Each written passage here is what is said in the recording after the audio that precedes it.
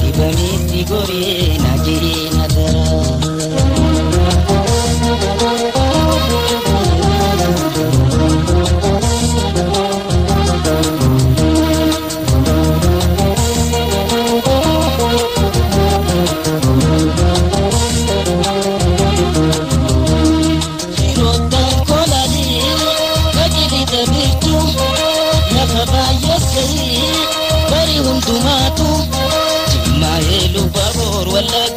Sosa dumana makina timi damsa gayudan kabe udusani debeka adara ke abe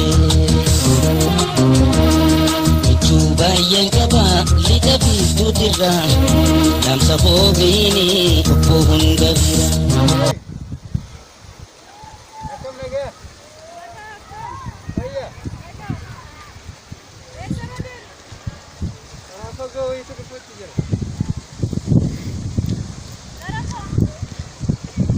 كنا أسبوعي كامل والبرنا Punjiran netulule walgada dibamitti gorina jirina dara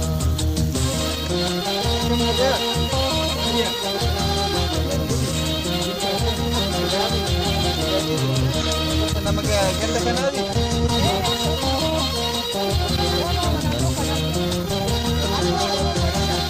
andeno romo harasi populatan kamar jala jadi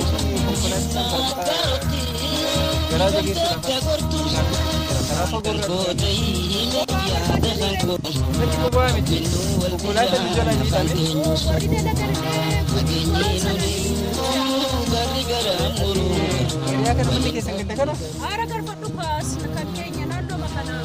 Kut mega namu piar gacung kunga gari lah.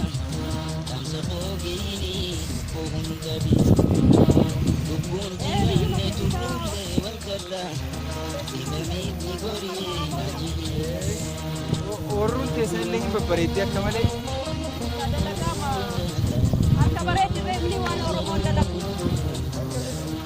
Kamar kafune kabajam slafi jalatan tetakenya ordoftoota YouTube ililitum bikisanu bagajaratan maatii ililitum yaada gaashaw barida sakoni sini dianne jirra gaafi deebi mucee bareedu oromo barida sakoo jinguru deemna yaada tole sabboontu oromo meedurratti maqaan kee eenyu hawaasa oromootiif eenyu akka taate ofiif simiyat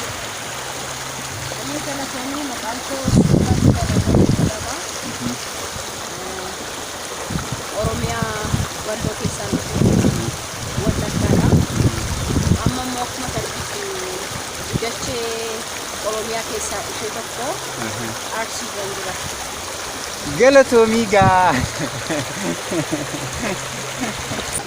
ga celebrate sakka oromoodha oromo wallaggaati aadaa oromo arsiitiin akkas faayamtee yeroo jirtu maaltu si kakaasee aadaa oromo arsii akka isii uffisee beeku gaari marrootitti ta'ee daayitiitti ta'ee hanga yeroo ammaatti kan jaalalaa fi tokkummaa faarsaa jiru marroo marii saba waan ta'eef jecha dhiiroo marrootitti jenneeti gaafannamu yoo hundaafiyyuu ismarraa habarruuti akkamiin akka aadaa oromo arsii uffatte ati oromo dhalattu godina wallaggaati kan uffattee faayamtee asitti argamutti jirtummoo sin argee uffata aadaa arsiiti gaa yeroo ammaa kanatti marroo marii sabaa qofa jechuudha kan tokkummaa oromoo lalisiisaa hawwisiisaa akkasuma immoo uummata oromoo walitti harkisaa jiru jechuudha kan yeroo amma keessa jiru kanatti jechuudha oromoo dhiisii fi muyni biyya kiyyaa fi bineensi biyya kiyyaa yuun bilisoomne jedhe jechuudha isatu siif himu maaliif kanatti faayamtee ati aadaa arsiitinnaa fi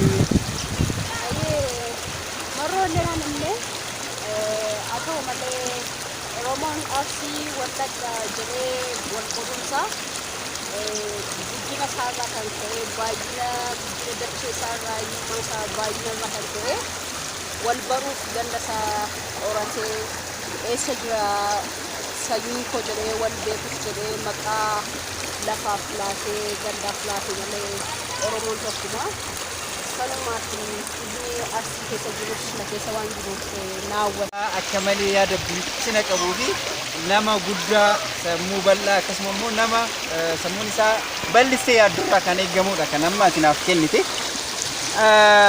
Yeroo amma keessa jirutti jechuudha qabsaa'onni Oromoo akka jiranitti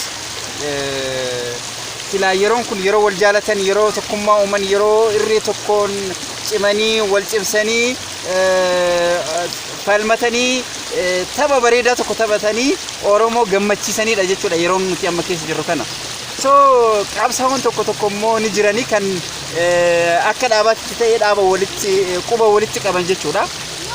Kan ofii wal ta'uu dadhaban immoo hawaasni Oromoos akka waliin taanee fi shira adda addaa xaxxan ni jiran jechuudha. Qabsaa'oo ta'aniitiyyuu jechuudha. Warroota akkanaati maal dhamdamee akka intala Oromoo sabboonta Oromoo tokkotti. Ayyee galatoomii anagas maraan galtu siyaasaa ta'uu baadhullee dursa of baruun isaaniif gaariidha jedhee yaada. Yoo of baranii eenyummaan isaanii qaamni kaleessa isaan keessa jiru yoo isaanitti dhagahame jireenya ofii jiraatan isanii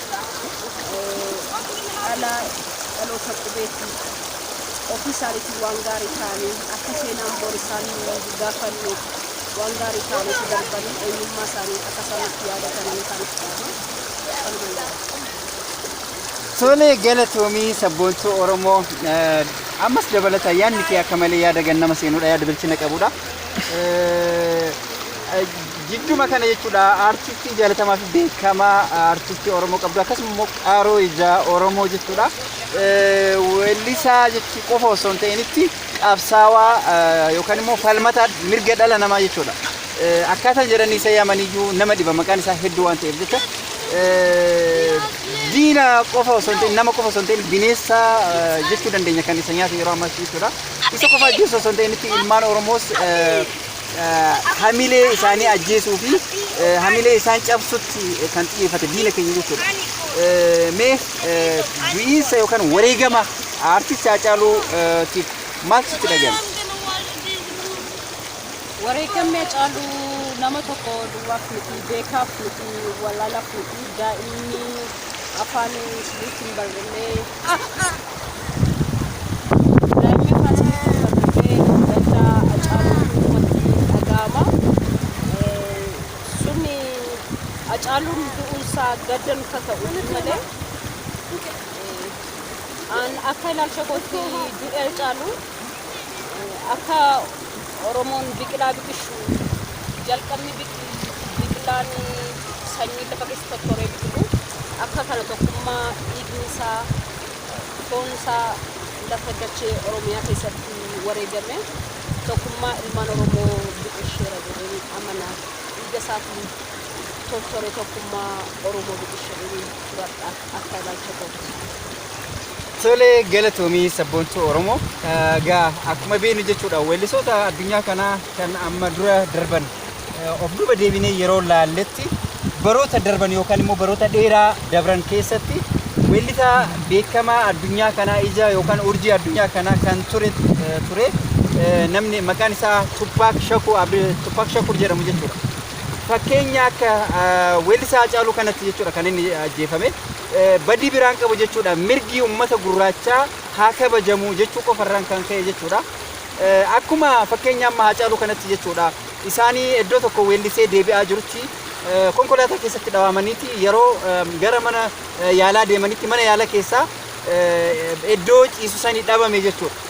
So qabsooni Tupac Shakur yookaan immoo gareen isaa godhaa turan suni yeroo ammaatitti warra dhiyaa yookaan immoo Ameerikaa keessatti galma gaheeti mirgi ilmaan gurraacha yookaan nama gurraacha kabajameeti kabajamu bira dabreeti fakkeenya Barack Obama jechuudha biyyatti san bulchaa turan jechuudha mirgi gurraachi yeroo duraa kabajamu bira dabre gurraacha fi adii wal cinaa taa'ee barachaa hin turre ture bira dabreeti wal cinaa taa'anii barachuu bira dabreeti Barack Obama namni gurraachi jechuudha Ameerikaa bulchaa yeroo ture jechuudha.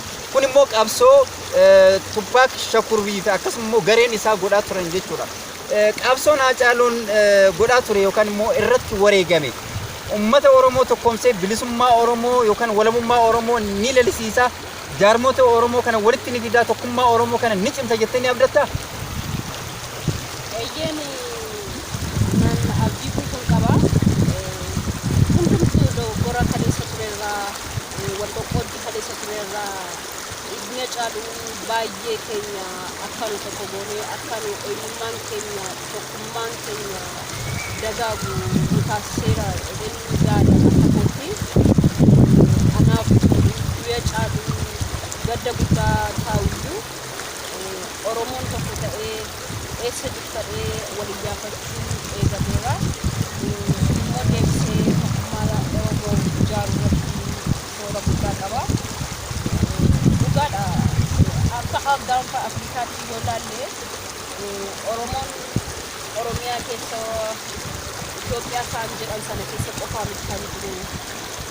Gara Naayiroobii irra Taanzaaniyaa irraa addunyaa irra jira.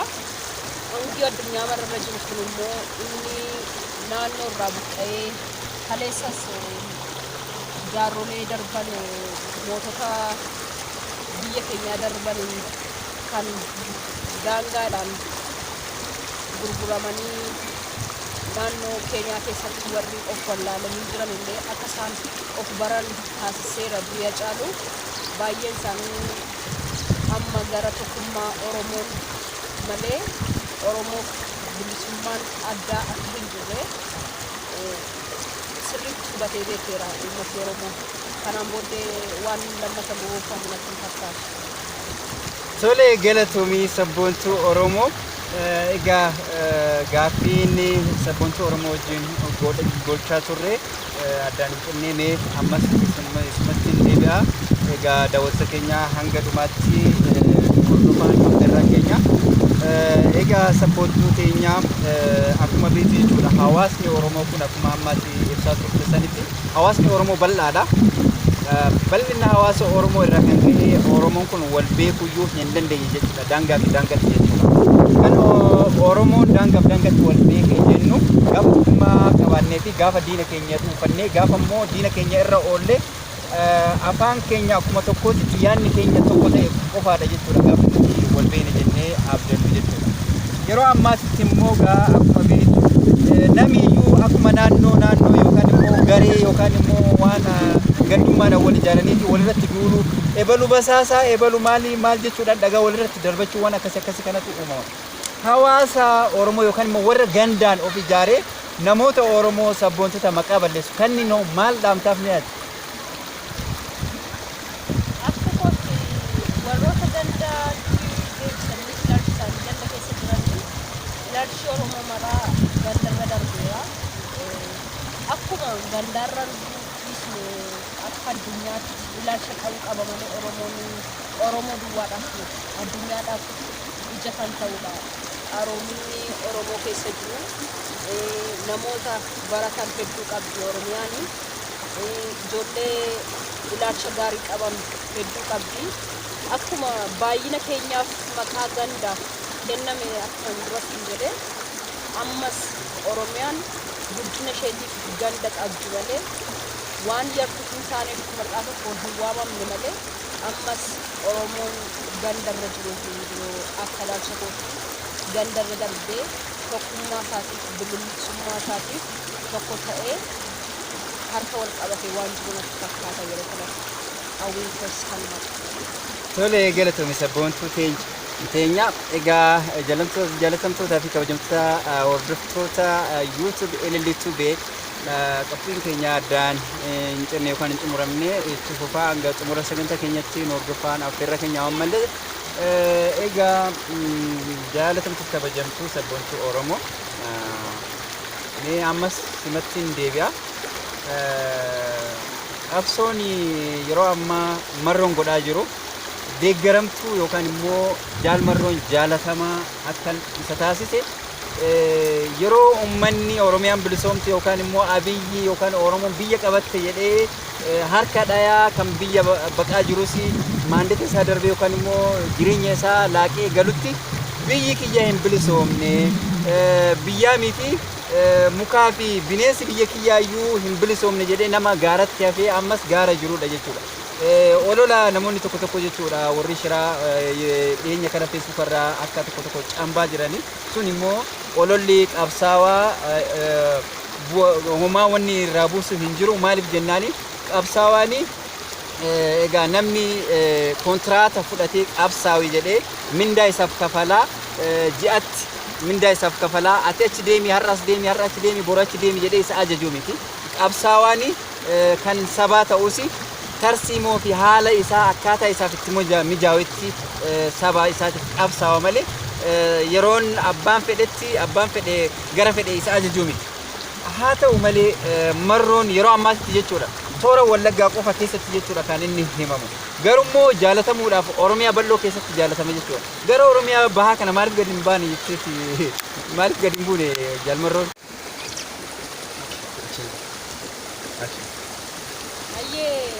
gaaffii bareedaa kaastee haa ta'u malee marroo jechuun yeroodha yeroo jechuun immoo oromiyaa mara keessatti argama oromiyaa maratu dararame oromiyaa maratu miidhame oromiyaa maratu dhalasaa ajjeefamee gadda dhalasaarra taa'ee boo'ee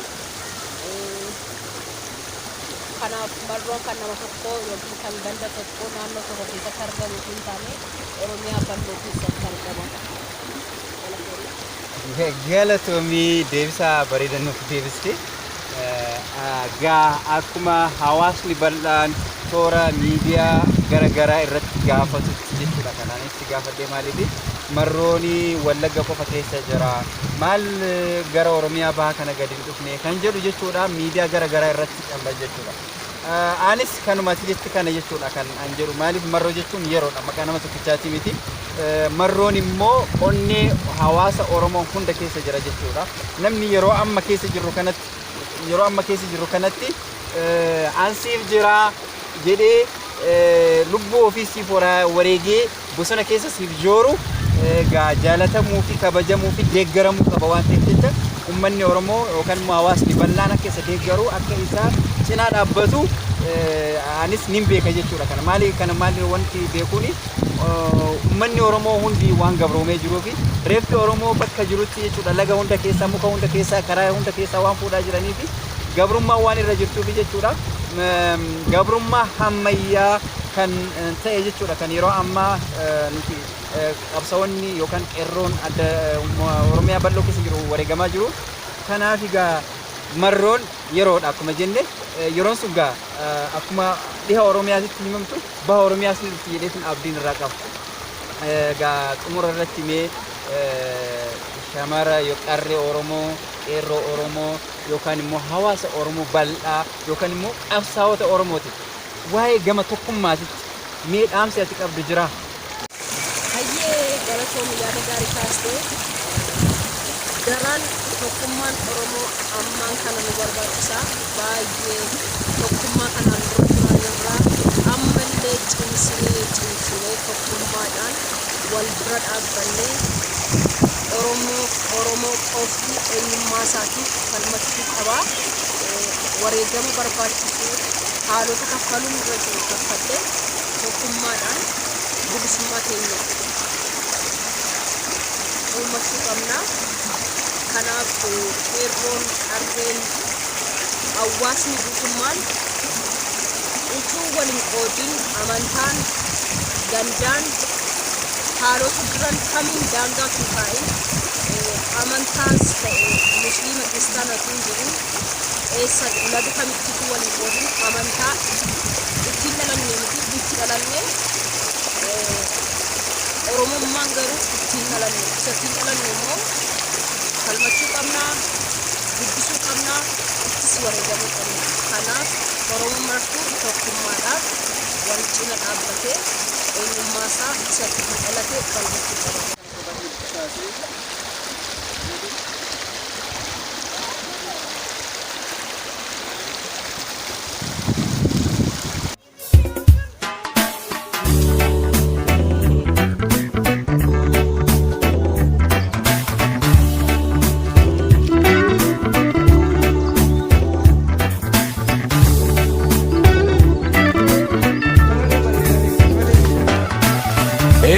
nama hawwatu.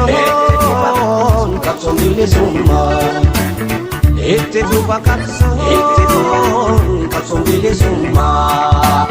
Kana taane jenne fincilli gabrummaa. Amma bilisummaa. Itti fufa qabsoon bilisummaa. Itti fufa qabsoon bilisummaa. Kana taane jenne fincilli gabrummaa. Amma bilisummaa. Amma bilisummaa. Amma bilisummaa. Amma bilisummaa. Amma bilisummaa.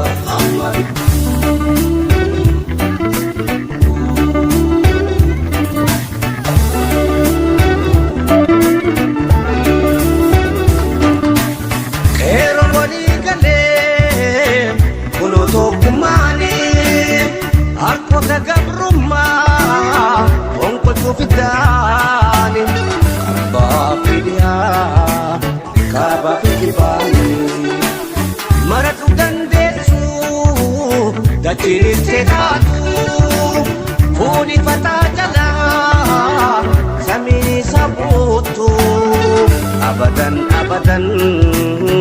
ibiddaa fi jideen wajjin jiraatu walirraa fagaatu. Itti fufi qeeroo qabsoo bilisummaa. Itti fufi qeeroo qabsoo bilisummaa. Kana taane jenne fincila gabrummaa. Amma bilisummaa.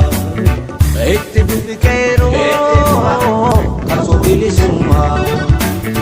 Itti fufi qeeroo qabsoo bilisummaa.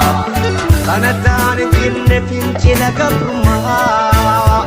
Amma bilisummaa. Amma bilisummaa. Amma bilisummaa. Amma bilisummaa. Amma bilisummaa.